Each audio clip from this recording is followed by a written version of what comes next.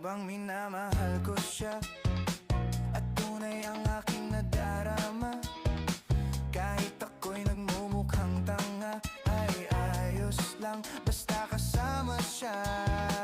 Kahit sabihin pa ng iba, nababaliw na akong talaga.